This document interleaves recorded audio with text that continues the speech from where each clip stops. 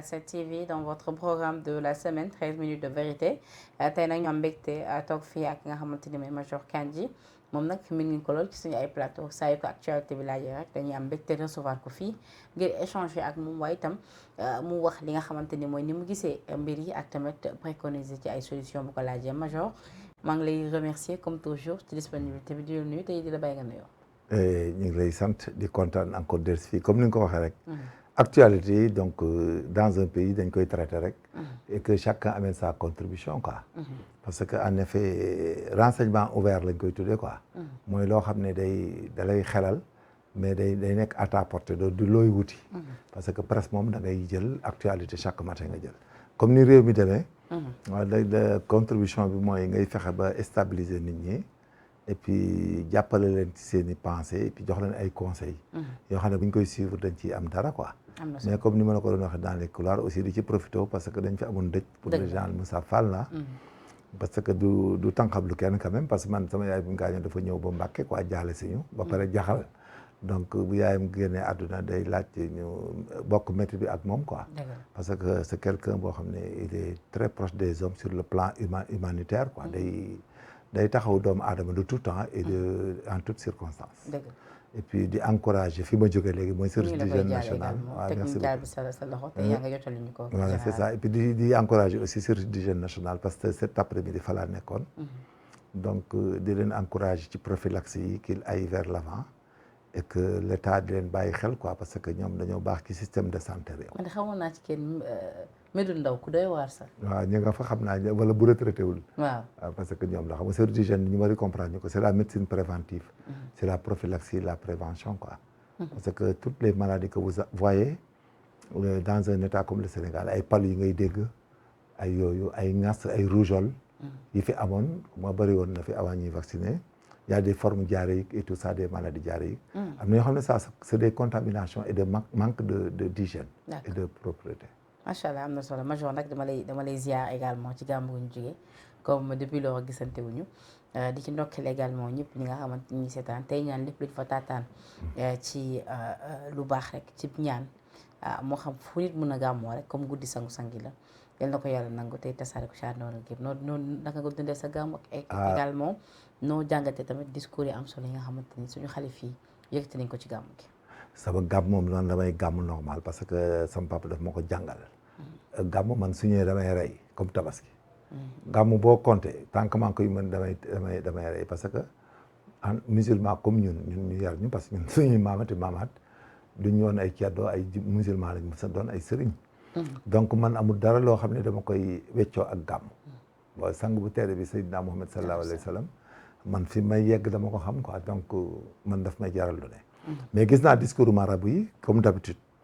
c'est un comportement bu diñ ci sëriñ parce que Sénégal dafa nekk réew moo xam ne fii sëriñ yi dañ jël occupé benn position boo xam ne suñu bàyyee rek musiba am fii y a rien qui reste fii frein moral on l'appelle un frein moral xam nga da ngay dégg ñuy booy jàng les causes criminogènes les facteurs criminogènes dañ naan la religion est un frein moral et puis la religion au Sénégal c'est incarné par ces marabouts marabout yi ñoom la ay nit di topp volontairement le leadership choisi consenti et accepté mooy marabout yi nga xam ne da ngay dem jox sa bopp nit joxu la nga lekk joxu la nga naan nga nangu de moo lay jiite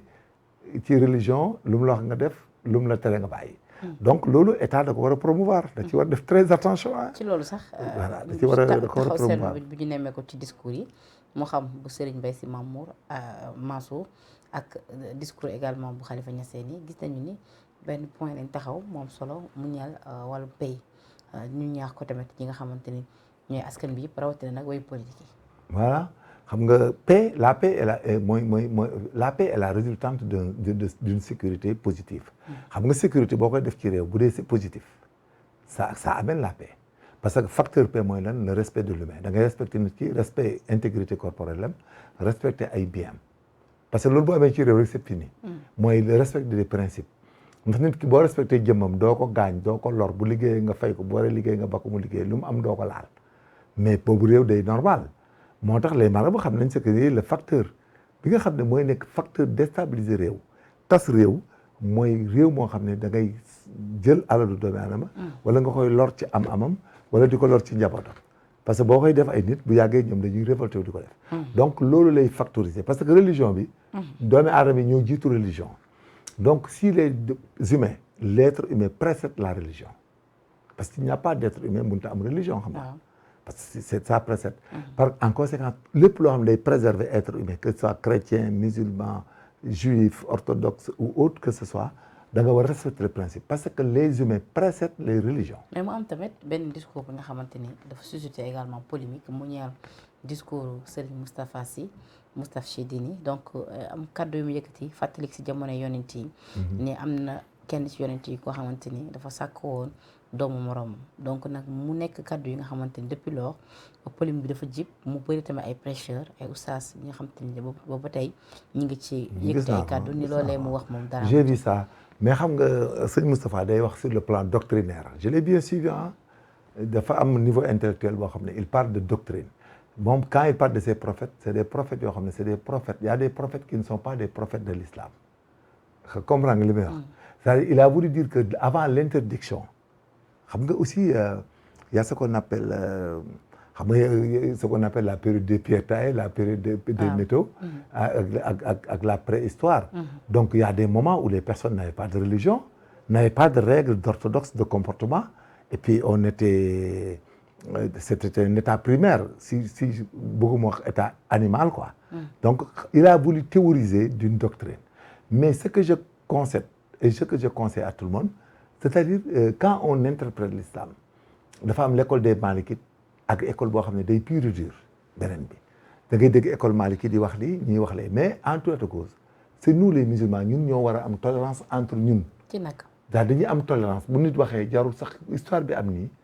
jarul di songu parce que bu dee da nga am y a l'esprit et la lettre sëñ Moustapha munoo xalaat ci àdduna sëñ Moustapha di mën a wax loo xam ne day faagaagal islam lu mënta nekk xam nga déjà boo évaluer l'individu rek. xam ne sëñ Moustapha Sy kenn gënu ko bëgg sëñ Cheikh Ahmed Tidiane kenn gënu ko bëgg Seydina Muhammad sallallahu alayhi wa sallam sëñ Moustapha ne s'hasarde jamais à porter atteinte à mais est-ce que du loolu moo tax yi fi jur coow parce que ñenn ñi dañu ni ak moom maqam bu mu am ak tamit li mu am ci ay taalibe ak tamit li mu jàngee xaaruñu woon ci moom peut-être non parce que discours bi ngay moom laay tontu bi ñu indi mooy li mu wax moom kenn dëxuñu ko ci non discours bi li may wax c'est-à-dire discours dafa am esprit et lettre peut-être là l'individu parle d'une manière doctrinaire vous savez yéen ñu boo jàngee école tu peux apprendre la philosophie te xam nga la doctrine aussi y en a mais doo comprendre da nga Ismaïla Madior Fall li mu wax ci affaire li mu doon bi ñu ko gars yi bëggee coller mais il leur a dit que c'est une pensée doctrinaire que j'ai faite mais quand il parle de doctrine et il l'a bien rectifié aussi il a bien dit que à l'époque où c'était pas interdit parce que nous étions à l'état primaire parce que les humains aussi ne sont pas nés avec l'islam moo tax dañuy tolérer xam nga man li ma bëgg il faut pas qu'on donne raison à Salman Rushdie nous les musulmans il faut que ñuy bëggante di tolérante c'est-à-dire di def ndànk di analyser waat di xoolaat wax ci di rafetlatante di protéger wu tout ce qui touche l'islam il faut qu'on se protège parce que si on continue dans cette dynamique-là que nous les musulmans nous polémiquons jour et nuit que chacun fait le oustaz primaire oustaz secondaire ku nekk contre dem ba beneen imam di rey imam mais je suis désolé mais bu ñu demee ba mu yàgg dañuy am problème mais religion yëpp ñuy retaan ah. kon daal jàpp nga ni coow li fu mu yegg ni jaru ko. non sëñ bi da doon wax affaire doctrine la doon wax xam nga quand vous faites une pensée doctrinaire c'est des niveaux très élevés qui sont philosophiques et là-bas tu as un problème d'esprit et de lettres entre nous. les entendements là posent problème de tout temps. ba waa ji xam nga waa def ne woon dañu indi jarbaat bëgg koo rey mu ne attendez pas tuer ah il voulait dire de ne pas tuer attendez. Mais on lui a dit que si tu avais ralenti la phrase, tu allais dire attendez, pas tuer, les gens allaient comprendre. Mais il a dit attendez pas tuer, hein, parce que beaucoup de gens mais il s'est pressé. Mais le gars a été allé de comprendre ne réel bulkhar. Donc la pensée doctrinaire de quelqu'un, quand il y a l'entendement est critique, mais il faut qu'on fasse doucement, et peut-être les gens dégrènent nangam. Mais je ne veux pas d'attaque entre musulmans. C'est-à-dire, on ne peut pas, moi personnellement, je n'accepterai pas que ñuy attaqué ki Sénégal c'est ce qui ressemble qui reste qui dañuy seetlu quand même ni moom tamit tout le temps gàmm gu jot rek noo def polémique topp waaw c'est ça mais xam nga mooy li ma la wax ku nekk ak style de communiquer style de parler tout ce qui se passe dans ce pays c'est des conflits qu'on doit éviter par exemple même s'il parle du président de la République le président li mu bokk ak moom bokk ak ñun moom ñi li mu bokk ak sëñ Moustapha li mu bokk ak Macky Sall bokk kenn Sénégal donc te moom mooy kilifa gi. moom c'est la personne morale. donc mooy personne morale du Sénégalais yi comprendre nga li ma bëgg a wax. c'est-à-dire tey moom rek est-ce que tamit en quelque sorte du c'est parce que dafa intéressé ci politique. waaw vous savez quand vous vous intéressez un peu à la politique rek y a un peu de dérive politique mais en tout état de cause. moi je me base ci moom que dafa am lu mu def Sénégal xam nga lu tax mu def dara Sénégal. dafa am ay taalibe yoo xam ne daf leen a am Sénégal formaté leen bañ nekk des hommes bien man dama leen a xaw a approché dama ci amoon ay goro quoi. les Moustarchidine c'est des gens sincères des gens honnêtes rigoureux et puis dañu am kilifa d'accord. donc moom en tant que kilifa di doomu El Maktoum ñu jokk ci moom ci Cheikh Ahmed Tidiane ak jaar ci El Hadj Malick. je préfère que tout ce qui est musulman que les musulmans les oustas s'entendent. il faut qu'ils apprennent à s'aimer à se tolérer parce que on ne peut pas nous les musulmans nous donner un spectacle chaque fois il faut qu'on arrête parce que ñun mënuñu am ay charmant risques yi muy saaga suñ prophète ñun ñuy interpréter suñ biir yeneen yoo xam ne du dem. am na solo donc loolu. ñun musulmans yi aussi il faut qu'on fasse notre propre politique de nous préserver. il faut qu'on respecte nos marabouts il faut qu'on protège nos marabouts et puis nous entre adeptes et croyants il faut qu'on s'aime il faut qu'on apprenne à se tolérer à s'aimer parce que li ñuy def nii ñun amul ci juifs yi. amul ci chrétiens yi mais nous musulmans yi là ñu ngi commencé di am ay problèmes yoo xam ne il faut qu'on le dise. dem bay rey imam buy rey benn waay jàkk waa rey boobu sax yow mais jalousie rek ak kenn xamul lu doon et puis c'est des choses fréquentes ni ko imam waxee à la RTS là mais ça pose problème mais yow da ngay retraité sax dem ci ma nga bëgg a def imam Alioune Kandji bu ñu waxee ngay xeex imama wala nodd mais il faut qu'on arrête et puis il faut qu'on fasse un ministre du culte qui va légiférer et que les conseillers les principaux conseillers seront les chefs religieux les répertoriés que maintenant duñ bàyyi kenn mu dem ak boppam ak cëgal guyam que quand il y a des problèmes de mosquée mais le préfet vient avec les gens on fait le casting on dit celui-là c'est terminé parce que aussi dem bay mën a rendi nit ak di ko gor ndax imama mais ça on a des problèmes de musique si nous les musulmans quoi. am na solo en tout cas nekk na mbir yu ñaaw yu nga yoo xam ne dañ koy arrêter voilà et puis di critiquer entre nous man je protège ma religion je n'accepte pas qu'on s'échange des satanités entre nous. parce que mais ñi ñëpp yàlla la ñuy wuti te ñoom ñëpp ils aiment le prophète sallallahu alayhi wa sallam. am na solo moom bu bëggutoon bu doon day diingat yonent. Moustapha du dem fii di def gàmmu gu day nii. donc bu waxee c'est une pensée doctrinaire nañu rafetal. waaw on leur prie vraiment ñu rafetal arrêter. donc à rappeler que vous suivez toujours votre émission 13 minutes de vérité danañu fi recevoir Major Kandji ngir mën a échanger ak moom sur les questions d'actualité xam ci li nga xamante ni recueillir ci plutôt gis-gisam donc Major autre actualité bi nga xamante ni également bëgg naa nga àttu ci mu ñeel projet de loi bi nga xamante ni moom soxna Mimi Touré daal na koy déposer quand même sur la table du président de l'Assemblée nationale di Mame Diop ni daal dafa bëgg ñu régir ab loi bi nga xamante ni dina dàq voilà lépp képp ko nga xamante ni dafa jege président moo xam directeur lay fal wala ministre ngay nekk ak lu mu doon mu bañ a nekk quand même des liens de parenté est-ce que loolu mën na nekk ku falu say mbokk ngay fal ak ñi nga àndaloon waaw ça passe pas même les rois le font les musulmans le font sinon non attendez madame je vous donne l'exemple que Mimi Touré sa thèse n'est pas plausible mais c'est la même chose un marabout mais Sëñ Touba kër Sëñ Touba vous pensez on va prendre un khalife général ku sant Diop wala Cissé il n'est pas question madame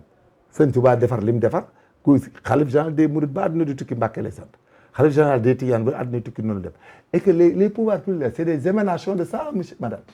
c'est des conquêtes le gars il a conquéri le pouvoir su ñëwee dafa am ñu mu àndal politique bi mu am ñoom ñoo ko mën a defal ñoom la mën a surveiller kooku ay wax ju yàqu la boo ko dugalee ci bopp Sénégalais ils passeront à l'impossible. mais dégg nañ nag ay juristes yoo xamante ne nañ loi ba mun na jàll. appel à candidature gisuñu dara lu nga xamante ne mën na ko faagaagal à l'appel à candidature. L'appel à candidature dans certaines sociétés d'être étatiques peuvent se faire dans des sociétés à gestion libre parce que là-bas tu veux atteindre des objectifs smart tu peux faire de l'appel à candidature mais un ministre on le nomme dans sa corporation et dans son obédience qu'il soit mais yow man bokk naa ak yow yaa ngi nii rek wax déjà ñu bëgg a bokk. mais yow man naka laa mën a nekk président de la République ku ma bokkal lien mais on va s'enliser madame on va pas s'en sortir il faut pas voter cette loi parce que le management il est librement consenti ça n'a pas été avec les fonctions qui émanent d'une qualité résultante par exemple d'un examen. Donc li la xaatim nee na conformément aux dispositions de l'article 60 du règlement intérieur de l'Assemblée nationale, je viens par la présente lettre vous soumettre la proposition de loi ci-dessus limitant l'exercice de fonctions et responsabilités dans les institutions de la République en rapport avec l'existence des liens familiaux avec le président de la République. Mais ça c'est pas vrai. ñi ngi nag nee nañ dafa baalu ba tey le fait que président teg fi kii di Mame Diop parce que moom ci kàddoom sax nee na ñoom ñaar dañoo am ay liens. ma ne c'est pas son problème bu dee dafa bëgg a régler compte nag je suis désolé je l'aime bien et puis je la défendais mais il faut qu'elle arrête ça mënta nekk.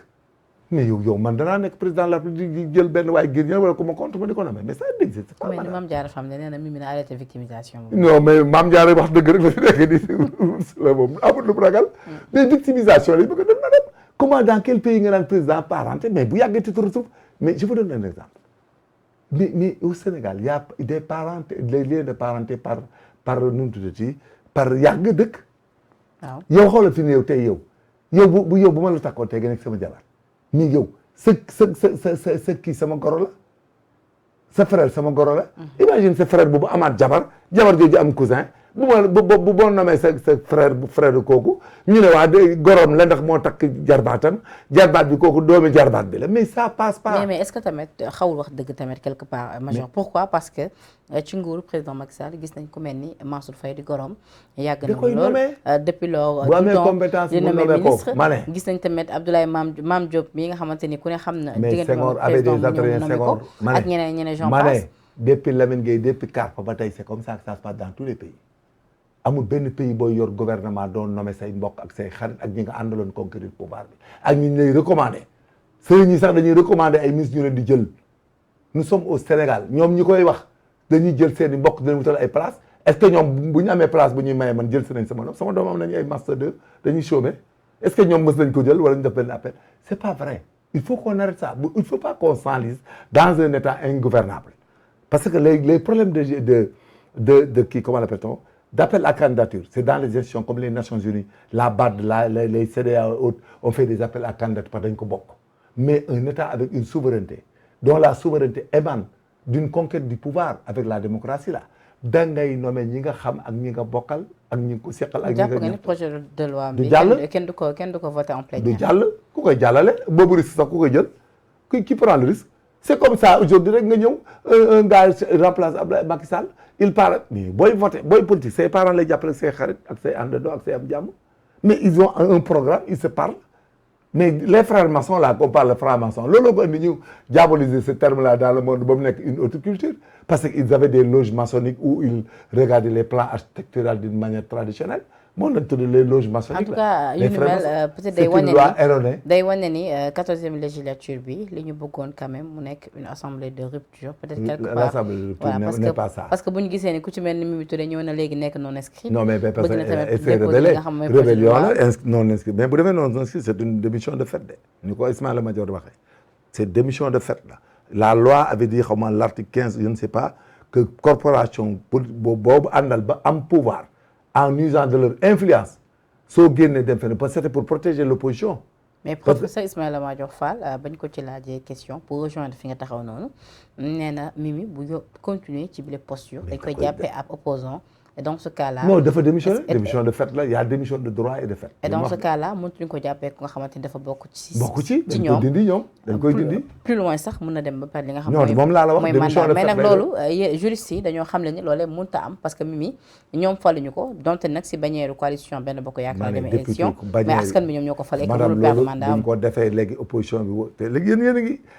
comme ñii li ñu xamuñu ko. Ils disent qu'on a donné de l'argent à l'opposition pour que des députés font ça, font cela et partir. La loi a fait pour protéger les gens,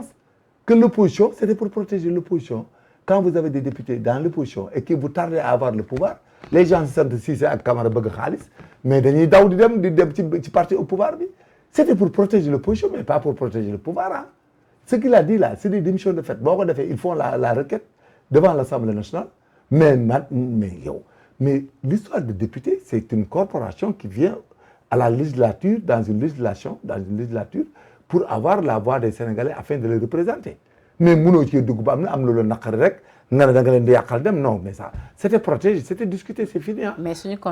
constitutionnaliste yi kaddu yi yëkkati nag. ni Mimi mënul perdre li nga xam mooy mandat am. non ma ne gisuñu lan moo ko war à moins que mu démissionné. ci parti bi de la corporation dans laquelle elle était elle dit c'est les non inscrits pour aller les pénaliser et bokkatu ci ñoom et que la loi dit que tous ceux qui viennent à l'Assemblée nationale par un parti ou une coalition quelconque boo ci génnee rek da ngay perte. c'est ça mais xam nga c'est-à-dire major soo waxee noonu day mel ni comme da ngay mettre en doute xam-xam bi nga xamante ni suñu constitution am nañ ko mais là ce qu'ils avaient dit parce que ñoom ñi nga xamante ni seen xam-xam màcc na ci wàllu yoon ak ci wàllu constitution ma ne gis nga ñi Sénégalais y a des théories subjectives dans ce pays. waaw gis nga la constitution dont vous parlez là c'est des pensées librement consenties. ci mel ni ñoom nguuda mais man du nguuda kenn du mu mais dama lay bëgg a expliquer li ñu bëgg a protéger mais le diable quand attendez rek gis nga quand on veut protéger le diable là on commencera par sa tête. Mais quand on veut pas le protéger, on passe par ça que, gis nga madame,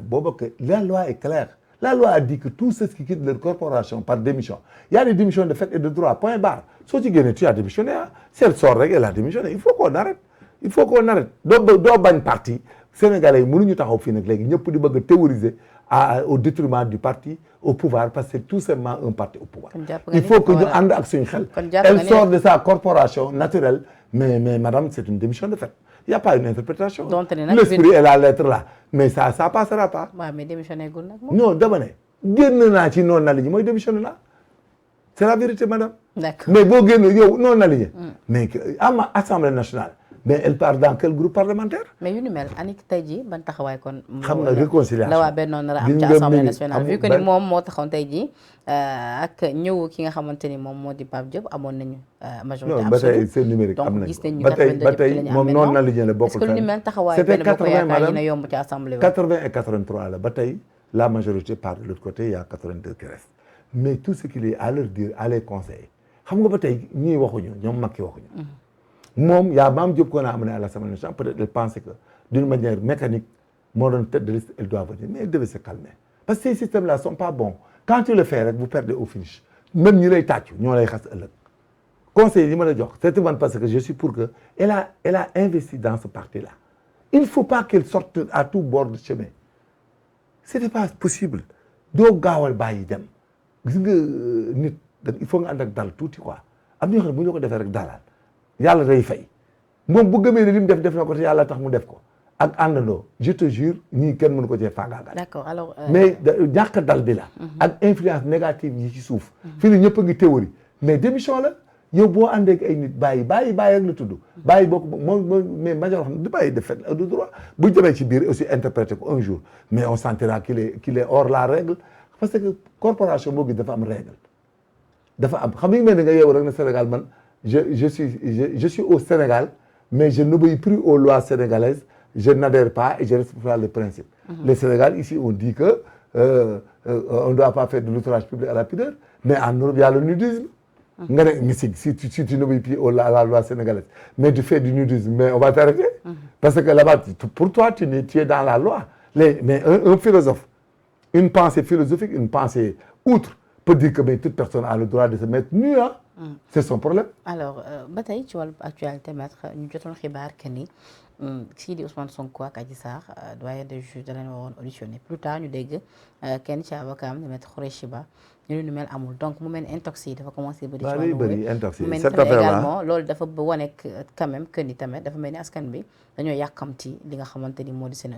audition. mais xam naa askan bi yàq seen audition yàkkamti jugement bi xam li xew parce que les Sénégalais sont saturés de cette affaire ah. moom laa la wax zone wax fi émission ces cas-là day rattraper réew du jeex jamais il faut le liquider juridiquement mu fin c'est-à-dire il faut qu'il y ait l'autorité de la chose jugée c'est-à-dire on juge en première instance si les parties tombent d'accord celui qui n'a pas fauté est relaxé purement et simplement s'il a fauté bien tu amènes les preuves en public qu'il a fauté il est sanctionné les Sénégalais vont comprendre et l'affaire est finie. Mais comment faire quand même pour verrouiller cette affaire? Non, il n'y a pas à verrouiller, c'est des paroles comme ça. Non, ça dit fi may waxee mooy tey jii bu audition waroon am tey jii ñu médiatiser ko ñëpp yëg ko. non gars yi inventé c'est de l'intox comme tu dis tu l'as dit tantôt. non dama ni su fekkoon tey jii xam nga tey jii bu fekkee dañuy auditionné que Ousmane Sonko ak Adji Sarr c'est sûr que ñëpp dañ ko yëg mais comment faire pour vérifier ko. non mënuñu ko vérifier parce que Ousmane Sonko boo koy. ba lu ni mel bañ a am pour mandat de comparution lañ éviter ay affrontement ak yu ni mel. parce que Sonko gu duñ toll nii il est devenu intouchable. non yooyu intouchable sax moom war ko bëgg dans cette affaire là il faut que mu affronter ko parce que loo xam ne lay topp sa giiru dund moom doo ko négocier lu lay topp sa giiru dund tey ku la ci jàppale ëllëg moom la koy xase lii kay li ma la wax c'est téere. et puis c'est la toute première fois ci histoire politique u Sénégal ñu gis nit koo xamante ni problème biñ ko teg wala boog tuuma ñu ko teg bu fekkee ni ay tuuma la ba fileeg procès bi di jeex daf ko finalement mujjee jox benn code de popularité ba finalement ku ci nekk di wax waxam. ku nekk option sénégalais la rek. xam nga ñun ñoo am suñu option. au lieu d'aller travailler on se penche sur des choses qui ne nous intéressent pas. Tu leur as demandé en France sur un tubaab là il y a quelque chose mais benn tubaab de la sax la xew France man j'étais avec des Français mais quand je me réveille le matin avec lire France déglu France Inter France 24 jël les institutions dans le monde mais bu ñu ñëwee toog di añ quand on discutait un peu mais ñoom ils étaient hagards ils savaient même pas de ce qu'on dit parce que ça les intéresse pas mais ñun nous perdons notre temps sur ça les Sénégalais se nourrissent d'informations de TikTok et d'informations donc moo tax gis nga aussi réew mi ni muy marché liggéey amul nit ñi dañuy wax kii affaire yi di dund labaj dund rek wax dund rek. mais jàpp nga ni vider dossier bi une bonne fois pour toutes. mais mën na gaawee noonu it mën na gaaw parce que depuis lors ça non dañu entendre dañuy dem ñu entendre dañuy taxaw ñëpp Sénégalais naan teg ñu entendre leen mais audience bi def ko audience publique ku nekk wax li nga indi point barre. loolu nga gis mais ma ne amul sax demal ma ñëw point public avocats sénégalais sont très forts. les gens fii lu fi waaye wax nit mën na ko vérifier. ndax jàpp nga ni professeur Ismaïla Madior Fall dina jéem a accélérer la cadence. mais il y a de quoi parce que daf ñuy gën a enliser dans une difficulté boobu dans des contentieux inutiles tout le monde a mis son verbe là-dedans ku nekk njaaxum ngay wax régler njaaxum dugg dil un pays là ne marche pas comme ça xamul tax li tax mu garaaw c'est des phénomènes endémiques gis nga situation bi réew mi nekk nii buñ ko réglé wul ba mu nekk kaaj tegu ci raay gis nga lu fi ñëwati ëllëg nii lay continuer. wax ju bari ji rek ku nekk yi wax tout le monde ay machin jànguñu dara xamuñu dara nekk di wax di perturber population bi xale yi duñ jàng doo concentré wu ci avenir progéniture yi tu règles pas l'éducation nationale pour le régler définitivement tu règles pas la santé définitivement les gens ne font que parler. ak mais comment faire dans ce cas-là pour tamit li amoon mars bañ a amaat su fekkee dañoo auditionné waat. non mais mënut a amaat li amoon mars c'est quoi. mais duñ convoqué nit ñi génn mais ku génn aussi ce problème lay doon y a les forces de l'ordre et de sécurité. non bu fekkee ni ñoom ba tey ñu ngi jàpp ne ab injustice mais ma ne loolu dans un état de droit duñu toog seetaan tamit ñu jël dans seen un état de leader droit mënoo ñu convoqué nit nga ne injustice la il faut pas qu'on aille vers ça kooku on s'enlise te bis bu ñu enlisé woo bis bu ñu ci eggee ba enlisé woo bu ñu ñëwee fii nag ma invité da nga ne waxoon naa la ko tout le monde tous les acteurs vont le regretter te loolu moom li ma la wax la manipulation dafa am ci Afrique manipulation moo xam ne gis nga la ngay li gars yi di génn nii jëlee ko génneloo ak la ñuy wut ça fait deux les gens se passionnent tu vois regarder les photos y a des gens yoo xam ne yàkkamti wuñ ba am lu yëngu bañ taxaw ci mbedd mi def lu bon yàqal nit sàcc labaj dem noonu la ñuy dundee mais ñi ngay gis buñ doon wax di def politique mais ay adultes la ils ont plus de 20 ans dañuy toog seen kër ba voté jot. alors ginnaaw ba ci dossier bi lañ taxaw gis nañ tam ku ci fasoon lool di sa xarit Cheikh Bara Ndiaye gis nañ temps yi yéen ñaar coow li ngeen amoon donc moom mu fës lool ci biir dossier pourquoi parce que fu mu toog dafa tàmm di défendre ki nga xamante ni Ousmane Sonko ni mbir bi ab complot la et que duñu seetaan mbir mi di sooxee donc ab audio nag bu fuité ci moom ñu dégg ci yeneen kàddu yi nga xam ne dafay contrecarrer position bu mu yàgg am ci bi lépp dossier dem sax ba méngale kii Ousmane Sonko ak président Barrow bu Gambie ni amul xam-xam.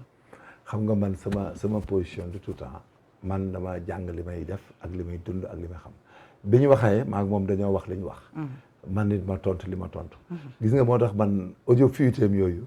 man ça m'intéresse pas du ma ko sax déglu à la limite parce que xamul tax du ma déglu audio yooyu parce que man aussi sama façon dund man dama am benn comportement bu may dundee quoi c'est-à-dire man damay bëgg bañ man mooy sama dund dama am kóllëre dañ ma ci yar. je suis un noble je me mêle pas à des kii de basse-cour de tout temps. am na nag ñu ne Cheikh Bara mi daalaal laalaake ndax boo tooñee ci la ay mbiram su lekku. waaw mais yàlla wala loolu coïncidence la rek. yàlla moom moo xam lu nëbb ak lu feeñ. man l'essentiel li may wax naa ko fu ma toll. man def naa 35 ans de gendarmerie musuma jël 1000 francs nit lekk ko moom daal aar naa sama bopp ci li yàlla di tere léegi nag loolu laay ñaan yàlla aar ma ci manit ba ma faatu am naa doom yu nekk homme de tenue loolu laa ko xelal du ko jël mukk bay faatu ba génn gendarmerie fu mu toll dana def liggéeyam dana respecté ay chef am dana lekk lu lew ndax man sama papa était grade de la police moo ne ma woon foo toll ci àdduna bàyyi bu lekk ak bu lor doomu aadama man fi ma dëkk xam nañ ma HLM Grand Yoff laa am kër Guinguinéo laa juddoo Mbacké laa màggee j'étais dans la gendarmerie j'ai fait 35 ans 36 ans armée gendarmerie tout li ma jàng xam naa ko musuma lor doomu aadama mais xam-xam bi nga am ci gendarmerie ak ci wàllub ci militaire ak yooyu comme ni nga ko waxee léegi ci wàllub ñi nga xamante ni les hommes de tenue ban gis-gis nga am ci bi lépp audio parce que nag major il faut que ñu wax. non audio bi du ma ci wax xam nga du ma ci wax liñ jotee non attendez madame yow ak expérience bi nga am pas compris ndax c'est authentique non li tax du ma ci wax waaw dañoo jote comme moom dañoo jote woon ba échanger ay paroles man Alioune Kandji danaa wane man li ma doon da laa fexe ba sàmm ko fu ma toll man loolu ma intéressé fi mu ne parce que même li ma ci tontu sax dañ ma ci yedd. non major dafa mel ni jote bi ngeen jotoon après da nga koy jógee daal di ragal Cheikh Bara non parce que xamatuma la pas du tout mais am nga gis-gis yotu ma ku ma fekk man bay ragal mais la moo tax non c'est-à-dire tamit actualité madame je suis dégoûté Ah. par tout ce que j'ai fait avec ces gens donc je ne répète plus ça parce que man sama dimension dafa romb sama dimension dafa romb sax li ma réglé ak ñoom mais ñoom li ñu defoon man li may wax démb laay wax tey li may wax mu jóge ci fi mu jóge ñu wax ma ko l'essentiel man danaa ko toppal sama bopp. fan la jógee dafa am ñu la ñaan non non non du question ñaan tu n'as pas compris fi may waxee de. dama ne comme yàlla suñu borom moo ñu sàkk te man waxuma imam Ndaw jaana ko mat ñu complot ay wax di ma ko jéem a tudd di wax mais dama koy toppanteeg ñi ko wax point barre fa laa yem. danaa ko toppanteeg ñoom jeex na dama koy toppanteeg ñi ko wax. d'accord mais ba tey léegi non li ngay wax affaire journaliste mais dama la bëgg a wax boo déggee olof dëgg-dëgg dama ne la dama koy toppanteeg ñi ma ko wax l'essentiel mbir boo ko bàyyi ak suñu borom dana ko lijjanti. mais ci wàllu ce n'est pas ay wax audio yi nga xamante ni maintenant dafa commencé fës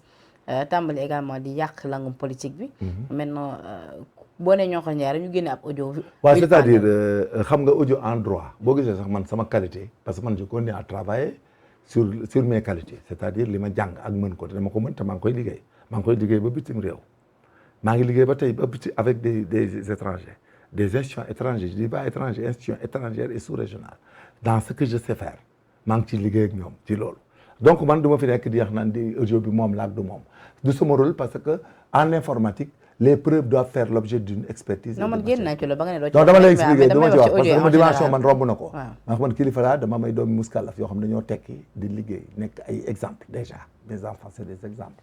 donc man xam naa li ma doon ak li ma mën donc et puis yàlla li ci kanam rawuli bët bon cela dit affaire audio dans le monde où nous sommes ku nekk na jéem a honnête bañ a wax lu ëpp mooy dëgg gi aussi c'est-à-dire le problème est très simple mais bul wax lu ëpp bul wax lu safaanu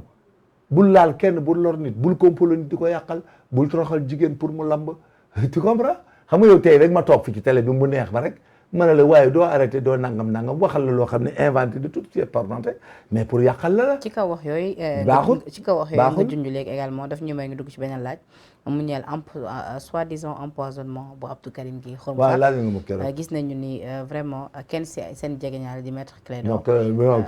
booy Clédor sama boy. affirmé wu Clédor il a dit la vérité bon loolu c'est son fort quand même je l'aime beaucoup. c'est mon gosse mais baatu empoisonnement dafa nekk non dafa garaaw dafa bari léegi bon mën na si intoxication la dañuy faral di wax loolu pour di yàq rek mais état bu doon empoisonné du la jàpp bu ñu nekkoon dans un état qui tue là on peut tuer tout qui on veut. dans un état qui tue là mais je te dis madame nous sommes désolés tu peux tuer qui tu veux xanaa xamoon ne dans des états grands criminels yi ngay dégg mais buñ la bëggoon rey mën nañ la sax rey ci sa médecin bi ngay dem mais un état imaginez un état qui veut tuer mais yéen vous connaissez pas ce que c'est qu'un état mais yaa ngi dawal oto ci goudron bi yaa ngi añ di reer di ndekki yaa ngi dem hôpital di pikiru yaa ngi lekk mais imaginez un état bu yeewu suba teel ni tey Alioune Kandji il faut ñu rey ko yor sa poison ah sama jabar war a dem marché war a jënd ganaar war a dem ci koñ bi jënd ay légumes mais maag sama waa kër la ñuy rey benn fajar le Sénégal n'est pas un état criminel. mais est-ce que jàppoon ni tamit war na war a mën a laaj contrôle c'est-à-dire ñu yóbbu ko ci non mën na ko defal moom médecin yi ah bu demee day gis pathologie bi da ngay xam voilà Sénégal dafa am ce qu'on appelle dafa am les labos là ils font de la biochimie il y a ce qu'on appelle la chromatographie gis nga léegi médecine ak biologie dafa avancé gis nga les labos là de toxicologie et autres même école police amoon na ko dafa am ay chromatographe à phase gazeuse et à couche mince gis nga loo ci dugal mu génn substance bi ci nekk bu dee acide nitrique nga ko jox ak acide sulfurique ak nitrate ak loo ko jox cyanure loo joxe mu génne ko du bokk ak pathologie normale nga xam ne ay tumeur cancéreux lay doon wala asthmatique wala diabète wala nangam la science dafa évoluer moo tax yow bu amee benn affaire demal ci hôpital nga def boo defee rajo boo defee boo defee bilan rek da ngay def biologie rek ñu defal le prélèvement sanguin yi def ko génne le tout si ni génne sida bi dañ koy génne kératine yi dañ koy génne sa cholestérol génne la glycémie génne le tout les manques de calcium et tout xanaa xam ne Sénégal fii da ngay manqué calcium sax say tànk di metti dina nga ñu ne la da ngaa dëgg gàllat fekk calcium la boo ko waxoon tey nit da ko demal jënd calcium day jënd calcium en une semaine mu wér mais da ngay tànk di tàng di def la nga jënd calcium mu dañ waaw tout ça ay problème la da ngay gis ay nit am ay rétention hydrosodée ñu ne dañ laa corte CRM di néew ñu ne da nga ça s'appelle une rétention hydrosodée nga gis ñu ne dañ la corte fekk ndoxum si mais nag major nag ñoom fu ñu jaar ak nguur bu Sénégal ak tamit kàddu yi nga xamante ni koy yëkkati c'est normal que peut-être ñu doonte ne ñu ngi nekk kaso seen xel bañ a dal à 100%. non loolu mooy ñu jàpp ni peut-être mën nañu war a mën a faagaagal xam nga quand tu attaques un état rek tu penses que l'état peut te tuer mais si l'état veut tuer des gens je le jure du leen jàpp état bu la bëggoon te rey mais l'état c'est un état criminel il ne faut pas ces gens qui parlent là on va les amener en prison jàpp gauche droite jamais madame duñu leen jàpp dañ lay waaye Sénégal on a tellement de magal tellement de gàmmu ah sa kër ay xew day am nga lekk laax yu imagine état bu la topp chaque matin def sa kaw fukki nit ñu essayé laa jox laax wala ndox wala soow yow tey man bu ma la bëggoon empoisonné mën naa la indil un donjon boo xam ne jantal booy oto yi ak xaalis bi ñëw léegi bu takk la rek. mais nag bi ñu leen jàppee léegi xaw na yàgg dafa mel ni tamit yoon war na gaaw. waaw dañ leen arrangé sama moo gaala Cheikh Oumar Diagne waaw ñoom Cheikh Omar dañ réglé lépp mu jeex. le jeune là aussi je l'ai vu qu'il est malade Abdou Karim Gueye. waaw je voudrais que ñu aider ko bu mu wér. jàppale ko sax mu wér. te ñoom it comme li ma la waxoon keroog il faut que les activistes aussi jël position rek pour askan wi comme les députés nañ jël position comme askan wi. lu jafe ngay wax nii de. waaw il faut ñu jël ko de nañ jël position pour askan wi xam nga keroog maa lay wax tout le monde nag mooy yaa ngi may wax ay nguur ak ñëpp ci yem xam nga une carrière da nga koy sauvegarder ñii c'est des gosses qui ont du talent. bu ñu faree rek daanu li ma la wax de bu ñu far ak Macky bu ñu far ak keneen dama leen di wax rek jàngal quoi même les intellectuels dont tu parles là ils n'ont qu'à faire attention gis nga retraité yéen a ngi vaar rek ku ñëw ngeen vaar ko gis naa ne même ministre da ngeen leen di vaar et les polémiques continuent et ça te décrédibilise gis nga quand tu parles d'une manière scientifique et intellectuelle et philosophique si vous voulez quoi nga nekk professeur de droit constitutionnaliste que tu sois un médecin soit un gendarme et quoi que vous soyez même les activistes surtout il faut pas aller à la désuétude ce qu'on appelle la désuétude da ngay wax ba sàppi nit ñi da ngay wax loo xam ne du taxaw da ngay dem ba du normalité. Major naka nga gisee keroog doxantu nemmeeku bu président Macky Sall ci corniche bi mené vers Guédiawaye. waaw état des lieux le tout dans Senghor la ko daan def je vous ai dit ça président Senghor le faisait. am na ñu ko dippee ab scénario nee nañ président scénario teg foofu. non dafa doon xool li mu bëgg a xool. parce que gis nañ mooy boo ko waajoo ci naan troisième mandat président dañ ko bëgg ñu ne ab jege ñaale Racine Talla. non yooyu gars yi koy président bu ko recevoir ci photo yi sax yàggul. non mais gars yi loolu la ñuy def ay affaire di boole di def noonu peut-être dafa dégg ne président génn na ci corniche bi daw fekk ko fa parce que les Sénégalais loolu la saa yu président génnee soo xasee ba jaar fi ñu ne président mi ngi ci beneen bi da nga gis les politiciens les apôtres ñëppay génn mais Macky Sall n'a pas besoin de ça vous savez il a des renseignements très puissants. mais pourquoi pas. mais il a des renseignements très puissants nous avons au Sénégal des services de renseignement on peut photographier et faire des vidéos mais il a vu voir de visu pour qu'il n'y ait aucune forme de complicité dans l'exécution des travaux parce que en Afrique il faut que le contrôle n'exclut pas la confiance en Afrique il faut le faire et il faut parfois aller vivre ce que les vécus des citoyens génn xool l'insalubrité xool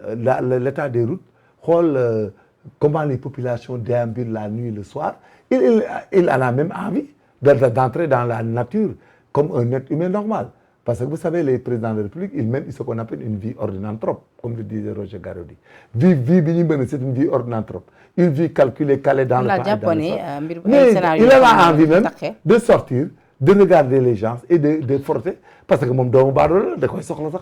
sax ci yaramam léeg-léeg day soxla dem ak gars yi naan ataaya farcé mais farcé ak ñoom Souleymane ne leen waa suñ gel yi à l'époque même nous on le fait des fois man damay taal oto ba gën gi neew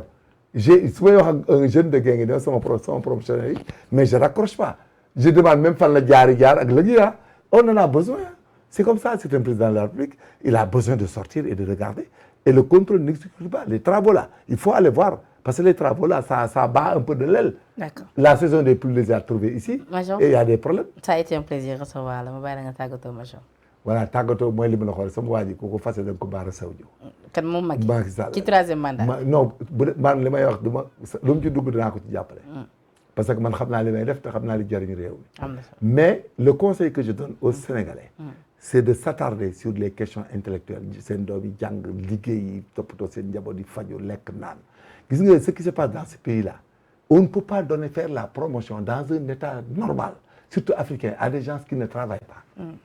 Il faut qu'on soit très vigilant en matière d'éducation pour régler le problème historique parce que ki nga xam ne daf lay former sa doom yow ngay yaakaar sa doom tekki nekk magistrat wala sa doom tekki nekk médecin wala yooyu mais kooku boo ko corrompre da ngay am problème il faut les corrompre même à la limite. Ces instituts-là, il faut qu'on les règle, qu'on les gère pour que nous mettre de la poursuite dans l'intelligence de nos enfants. Parce que si les jàngut mais instituts sont grèves, mais c'est comme l'humanité qui s'effondre chez nous, hein, une part de l'humanité. Imaginez des enfants qui doivent apprendre et les instituts vont en grève. Il faut qu'on règle définitivement dans ce pays que des instituts ne partent plus en grève.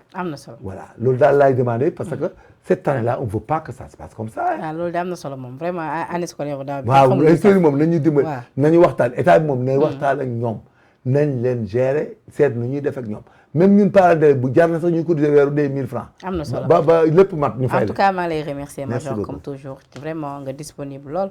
pour la chaîne saa yu la ko sa jot maye rek nga ñëw donc ñu la ciy sant bu baax a baax ndax mën nañ la wax nga tiitaru def comme ñeneen ni ba di ñu jaay affaire de VIP mais doo ko def donc ñu lay remercier bu baax a baax di remercier également yéen ñi nga xamante ni yéen a safoo saa su nekk suñu ay programme di remercier la régie ci gunge beeg liggéey bu am solo bi ñu def ak rédaction bu Sénégal 7 administration bu Sénégal 7 ci kaw bi ci suuf di leen jox dig daje ëllëg incha allah ci beneen numéro 13 minutes de vérité d'ici là portez-vous bien jaa ngeen jëf